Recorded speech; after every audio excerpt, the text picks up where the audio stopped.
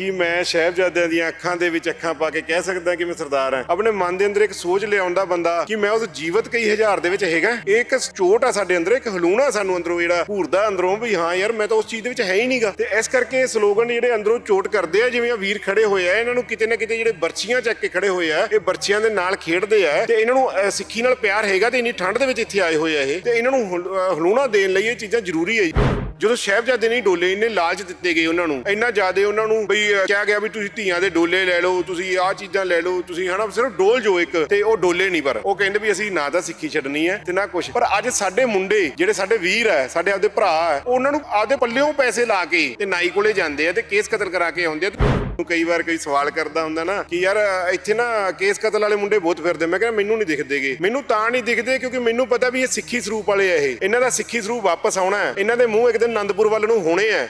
ਜੇ ਤੁਹਾਨੂੰ ਕੋਈ ਕਵੇ ਨਾ ਵੀ ਸਿੱਖ ਕੌਮ ਅੱਜ ਹਨਾ ਕ੍ਰਿਸਚਨ ਵਾਲੇ ਪਾਸੇ ਜਾ ਰਹੀ ਹੈ, ਜਾਂ ਉਹਨੂੰ ਇਹ ਗੱਲ ਦੱਸਿਆ ਕਰੋ ਕਿ ਸਾਡੀ ਕੌਮ ਨੂੰ 350 ਸਾਲ ਹੋਏ ਆ ਤੇ ਅਸੀਂ ਯੂਰਪ ਦੀਆਂ ਕੰਟਰੀਆਂ 'ਚ, ਅਮਰੀਕਾ ਵਰਗੀਆਂ ਕੰਟਰੀਆਂ ਦੇ ਵਿੱਚ ਅਸੀਂ ਬਹੁਤ ਵੱਡੇ ਮੰਤਰੀਆਂ ਦੇ ਅਹੁਦਿਆਂ ਤੇ, ਵੱਡੇ ਅਫਸਰਾਂ ਦੇ ਅਹੁਦਿਆਂ ਤੇ ਬੈਠੇ ਹੋਏ ਆ, ਤੇ ਇਹਨਾਂ ਨੂੰ 10-10 ਹਜ਼ਾਰ ਸਾਲ ਹੋ ਗਏ। ਫਿਰ ਇਹ ਹਜੇ ਚੀਕਦੇ ਫਿਰਦੇ ਆ ਵੀ ਸਾਨੂੰ ਕਿਤੇ ਜੀ ਸਾਡੇ ਤਸ਼ੱਦਦ ਹੁੰਦਾ ਜੀ, ਸਾਨੂੰ ਫਲਾਨੀ ਚੀਜ਼ ਹੁੰਦੀ ਹੈ ਜੀ, ਸਾਨੂੰ ਢਿਉਂਕੀ ਚੀਜ਼ ਹੁੰਦੀ ਹੈ। ਇਹ ਆਪਣਾ ਵਹਿਮ ਹੈ ਜੀ। ਕੋਈ ਸੰਸਥਾ ਆ ਕੇ ਕਰੂਗੀ ਸਾਡੇ ਲਈ? ਕੋਈ ਨਹੀਂ ਸਾਡੇ ਲਈ ਕਰੂਗਾ, ਨਾ ਕਿਸੇ ਨੇ ਕੀਤਾ। ਅਸੀਂ ਇਕੱਲੇ ਹੀ ਸੀਗੇ ਤੇ ਇਕੱਲੇ ਹੀ ਅੱਗੇ ਜਾਣਾ। ਅਸੀਂ हम जान दे के औरों की जान बचा चले, सिक्खी की नींव हम सरों पे उठा चले। श्री फतेहगढ़ ਸਾਹਿਬ ਦੀ ਪਾਵਨ ਧਰਤੀ ਤੇ ਮੌਜੂਦ ਹਾਂ। ਸ਼ਹੀਦੀ ਦਿਹਾੜਾ ਮਨਾਇਆ ਜਾ ਰਿਹਾ ਤਾਂ ਸਾਹਿਬਜ਼ਾਦਿਆਂ ਨੂੰ ਜਿੱਥੇ ਚੇਤੇ ਕੀਤਾ ਜਾ ਰਿਹਾ ਹੈ, ਉੱਥੇ ਵੱਡੀ ਤਾਦਾਦ ਦੇ ਵਿੱਚ ਖਾਸ ਤੌਰ ਤੇ ਯੂਥ ਪੁੱਜਦਾ ਹੈ।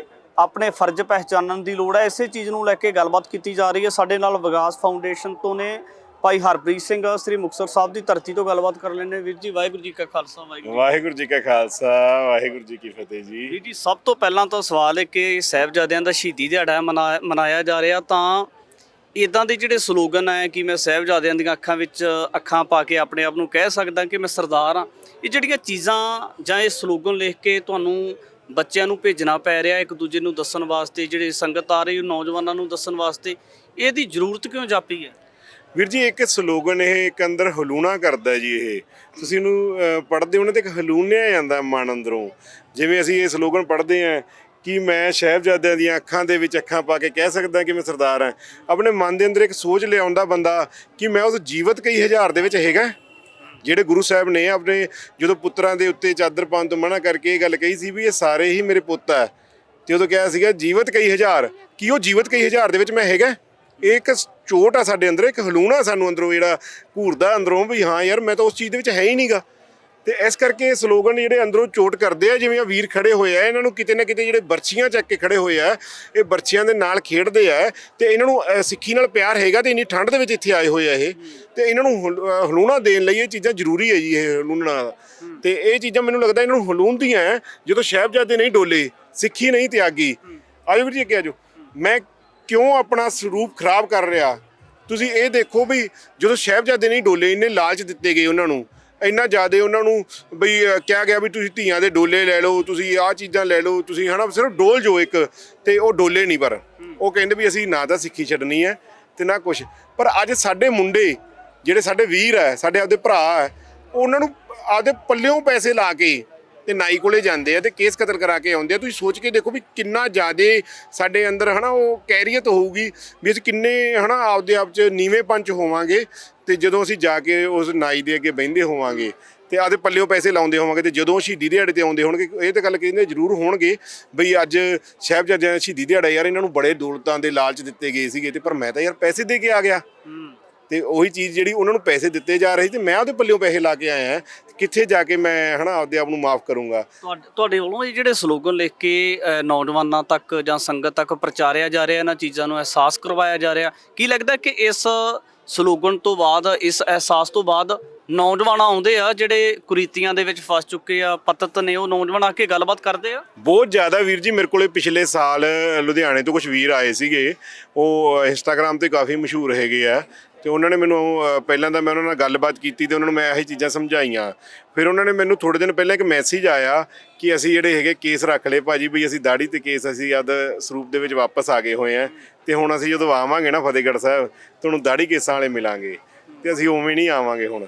ਤੇ ਬੜੇ ਵੀਰ ਹੈਗੇ, ਤੁਸੀਂ ਆ ਵੀਰ ਹੀ ਖੜਾ ਹੋਇਆ ਹੈ, ਤੁਸੀਂ ਇਹਨੂੰ ਪੁੱਛ ਕੇ ਦੇਖਿਓ ਵੀ ਇਹ ਪੈਸੇ ਪੱਲਿਓਂ ਲਾ ਕੇ ਆਇਆ ਜਾਂ ਇਹਨੂੰ ਨਾਈ ਨੇ ਪੈਸੇ ਦਿੱਤੇ ਸੀ ਆਦਾ ਕੇਸ ਕਤਲ ਕਰਾਉਣ ਲਈ। ਤੁਸੀਂ ਇਹਨਾਂ ਕੋਲੇ ਕਾਦੇ ਵਾਸਤੇ ਆਏ ਹੋ? ਨਹੀਂ ਵੀਰੇ ਦੇਖੋ, ਅਸੀਂ ਤਾਂ ਇੱਥੋਂ ਲੰਘ ਰਹੇ ਸੀਗੇ ਤੇ ਆਪਾਂ ਜਦੋਂ ਦੇਖਿਆ ਕਿ ਹਾਂ ਆਪਣਾ ਆ ਫਾਊਂਡੇਸ਼ਨ ਆ ਜਾਂ ਗੁਰਬਾਣੀ ਦਾ ਲੰਗਰ ਆ, ਅਸੀਂ ਸਾਨੂੰ ਮੰਨ ਲਓ ਸਾਤੋਂ ਰਹਿ ਨਹੀਂ ਹੋਇਆ, ਅਸੀਂ ਕਿਹਾ ਚਲੋ ਆਪਾਂ ਦੇਖ ਕੇ ਆਈਏ ਅੰਦਰ, ਹਨਾ ਕੀ। ਸੋ ਇਸ ਵਜ੍ਹਾ ਕਰਕੇ ਅਸੀਂ ਅੰਦਰ ਆਏ ਸੀ। ਖਾਸ ਤੌਰ ਤੇ ਇੱਥੇ ਪ੍ਰਚਾਰਕਾਂ ਦੇ ਵੱਲੋਂ ਗੱਲ ਹੁੰਦੀ ਵੀ ਇੱਥੇ ਅਹਿਸਾਸ ਦੀ ਗੱਲ ਹੋਣੀ ਆ, ਜਦੋਂ ਸਾਹਿਬਜ਼ਾਦਿਆਂ ਨੇ ਸ਼ਹੀਦੀ ਪ੍ਰਾਪਤ ਕੀਤੀ ਹੋਣੀ ਆ ਤਾਂ ਉਸ ਵੇਲੇ ਉਹਨਾਂ ਨੂੰ ਇਸ ਚੀਜ਼ ਦੀ ਉਡੀਕ ਹੋਊਗੀ ਵੀ ਸਾਡੇ ਸ਼ਹੀਦ ਹੋਣ ਤੋਂ ਬਾਅਦ ਸਾਡੀਆਂ ਇਹਨਾਂ ਬਾਰਗਾਹਾਂ ਤੇ ਸਾਡੇ ਭਰਾ ਆਇਆ ਕਰਨਗੇ। ਤੇ ਕੀ ਲੱਗਦਾ ਕਿ ਜਿਹੜਾ ਸਰੂਪ ਜਿਵੇਂ ਤੁਸੀਂ ਕਟਿੰਗ ਕਰਵਾਈ ਹੋਈ ਆ, ਤੁਹਾਡੇ ਸਮੇਤ ਬਹੁਤ ਸਾਰੇ ਹੋਰ ਨੌਜਵਾਨ ਆ, ਇਸ ਚੀਜ਼ ਨੂੰ ਲੈ ਕੇ ਮਹਿਸੂਸ ਕੀ ਕਰਦੇ ਹੋ ਤੁਸੀਂ? ਬਾਈ ਦੇਖੋ, ਜੀ ਜੀ, ਇਹ ਤਾਂ ਦੇਖੋ ਬਾਈ, ਵੈਸੇ ਬਹੁਤ ਸਾਰੇ ਸਾਡੇ ਜਿਹੜੇ ਆਪਣੇ ਨੌਜਵਾਨ ਆ, ਉਹਨਾਂ ਦੇ ਮਨਾਂ 'ਚ ਕਿਤੇ ਨਾ ਕਿਤੇ ਤਾਂ ਮੰਨ ਲਓ ਸਿੱਖੀ ਨੂੰ, ਹੁਣ ਆਪਾਂ ਵੀ ਸਿੱਖੀ ਨੂੰ ਪਿਆਰ ਕਰਦੇ ਹਾਂ, ਪਰ ਆਪਾਂ ਵੀ ਮਹਾਰਾਜ ਮੂਹਰੇ ਅਰਦਾਸ ਕਰੀ ਦੀ ਆ, ਹਨਾ ਕਿ ਸਾਨੂੰ ਸਿੱਖੀ ਦੀ ਦਾਤ ਬਖਸ਼ੋ, ਹਨਾ, ਜਾਂ ਆਪਾਂ ਕੇਸ ਰੱਖੀਏ। ਪਰ ਮੈਂ ਤੁਹਾਨੂੰ ਉਹੀ ਗੱਲ ਆ, ਬਾਈ ਹੁਣੀ ਪਹਿਲਾਂ ਗੱਲ ਕੀਤੀ ਸੀਗੀ ਕਿ ਕਿਤੇ ਨਾ ਕਿਤੇ ਤਾਂ ਸਾਡੇ ਜਿਹੜੇ ਮੁੰਡੇ ਆ, ਪੰਜਾਬ ਦੇ ਨੌਜਵਾਨ ਆ, ਉਹ ਮੰਨ ਲਓ ਸਿੱਖੀ ਨੂੰ ਪਿਆਰ ਕਰਦੇ ਹੈਗੇ ਆ। ਨਿੱਜੀ ਤੌਰ ਤੇ ਤੁਸੀਂ ਕੀ ਸੋਚਦੇ ਹੋ ਕਿ ਅੱਜ ਸ਼ਹੀਦੀ ਦਿਹਾੜਾ ਮਨਾਉਣ ਆਏ ਹੋ, ਕੋਈ ਨਾ ਕੋਈ ਪ੍ਰਣ ਲੈ ਕੇ ਜਾ ਰਹੇ ਹੋ? ਪ੍ਰਣ ਲਾ ਲਓ ਜਾਂ ਇੱਦਾਂ ਲਾ ਲਓ ਕਿ ਆਪਾਂ ਤਾਂ ਬਸ ਪ੍ਰਣਾਮ ਕਰਨ ਆਏ ਆ ਸ਼ਹੀਦਾਂ ਨੂੰ, ਹਨਾ ਜੀ, ਆਪਾਂ ਪ੍ਰਣਾਮ ਕਰਨ ਆਏ ਆ। ਬਾਕੀ ਇਹ ਵੀ ਅਰਦਾਸ ਕਰਦੇ ਆ ਕਿ ਮਾਲਕ ਸਾਨੂੰ ਸਿੱਧੇ ਰਾਹ ਪਾਵੇ, ਚਲੋ ਸਿੱਖੀ ਦੀ ਦਾਤ ਬਖਸ਼ੇ, ਹਨਾ ਜੀ। ਸੋ ਇਹੀ ਗੱਲਾਂ ਹੈ। ਬਿਲਕੁਲ।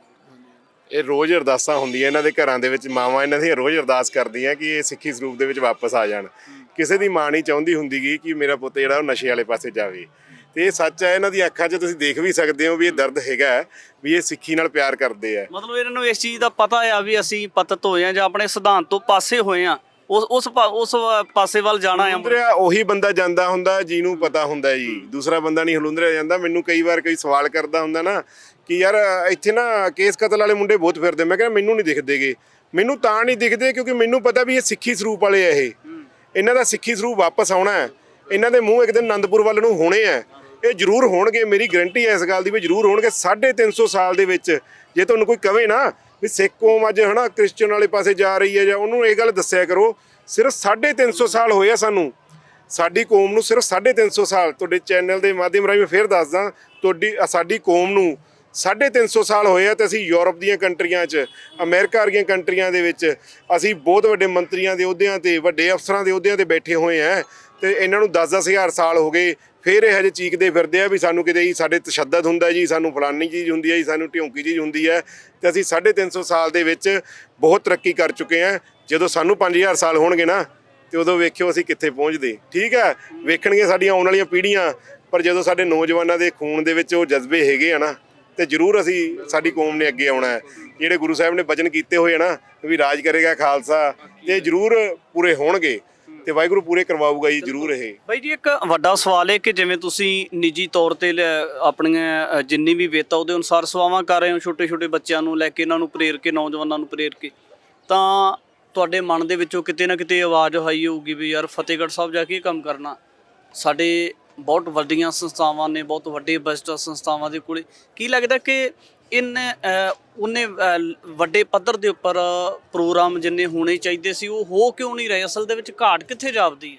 ਵੀਰ ਜੀ ਘਾਟ ਮੈਂ ਕਿਸੇ ਤੇ ਦੋਸ਼ ਨਹੀਂ ਦੇਵਾਂਗਾ, ਘਾਟ ਸਾਡੇ ਆਪਣੇ ਵਿੱਚ ਹੀ ਆ। ਅਸਲ ਤੇ ਕੀ ਹੈ, ਹਰੇਕ ਪਿੰਡ ਦੇ ਵਿੱਚ ਜੇ ਕੋਈ 10 ਵੀਰ ਰਲ ਕੇ ਦਾੜੇ ਵਾਲੇ ਕੇਸਾਂ ਵਾਲੇ ਹੋ ਜਾਣ, ਦਸਤਾਰਾਂ ਦੇ ਕੈਂਪ ਆਪੇ ਲੱਗ ਗਏ, ਕਿਉਂਕਿ ਤੁਹਾਡੇ ਪਿੰਡ ਦੇ ਵਿੱਚ ਤੁਹਾਡੇ 10 ਵੀਰ ਹੈਗੇ ਆ, ਦਸਤਾਰ ਕੈਂਪ ਵੀ ਲੱਗ ਸਕਦਾ ਹੈ।